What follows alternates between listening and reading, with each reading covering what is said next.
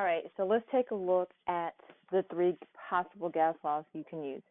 All right, so we have the overall combined gas law. P1 V1 over T1 is equal to P2 V2 over T2.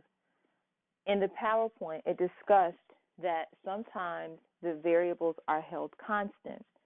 So whenever temperature is constant in an equation, if you simply cover up temperature, again, because it's constant, if temperature is constant, then your equation is going to be P1 V1 equals P2 V2. Because again, when temperature is constant, it is not part of the equation. So your equation will be P1 V1 is equal to P2 V2.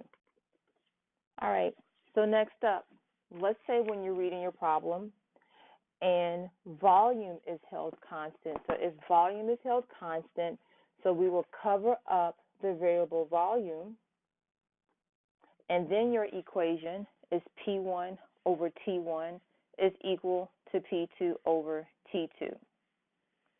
All right, going back to the original equation. When you are looking at your question, and if pressure is held constant, so you take pressure out of the equation, and so now your equation is going to be V1 over T1 is equal to V2 over T2.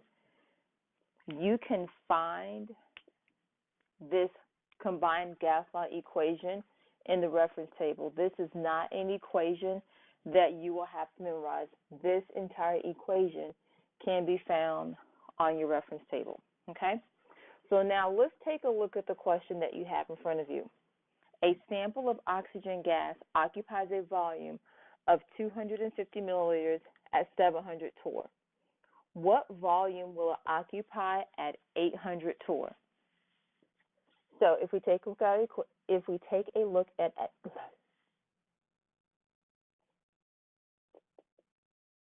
all right, so when you take a look at the equation, we start with the original P1 V1 over T1 equals P2 V2 over T2. When you look at what is given, it gave you a volume of 250 milliliters. All right?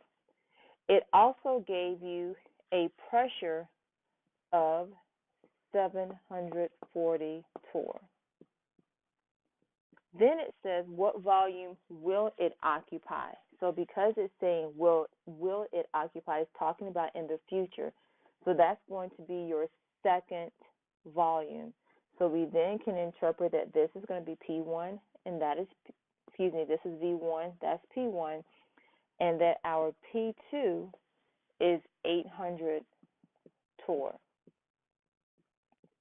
Again, so volume is your V1 is 250 milliliters, your P1 is 740 torr, your P2 is 800 torr.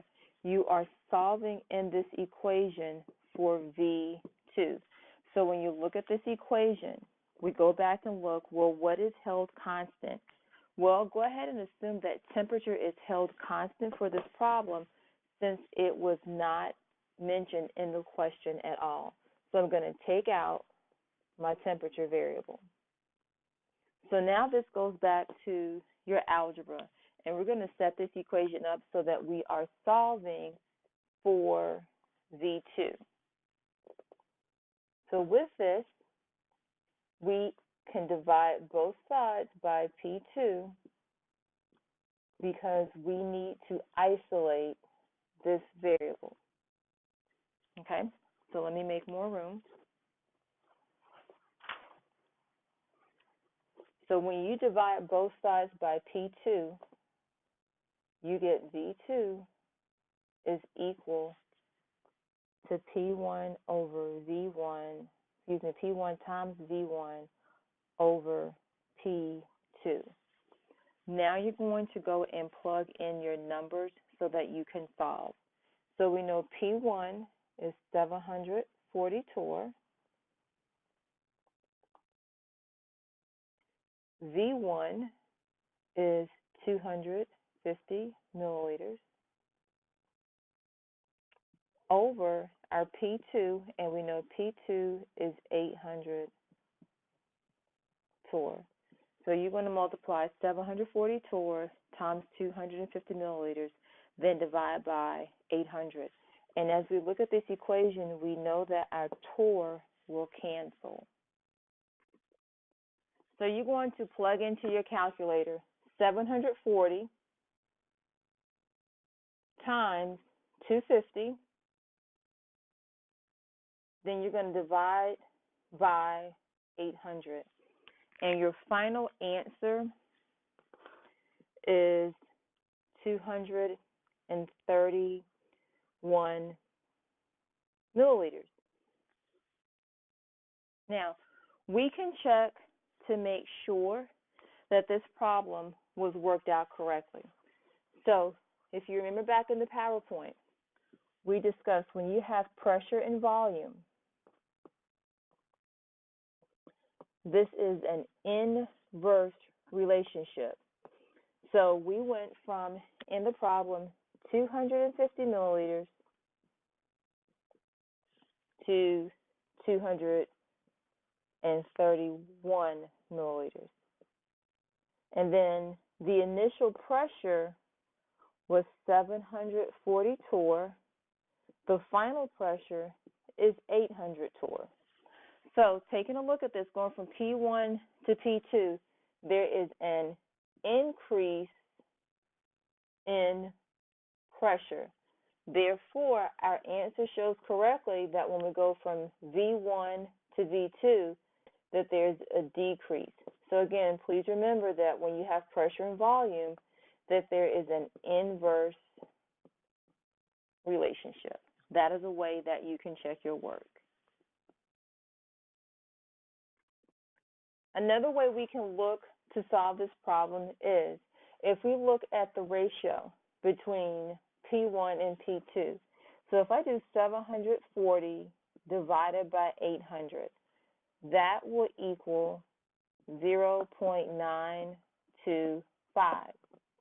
So I can take this 0.925 and multiply it times the volume.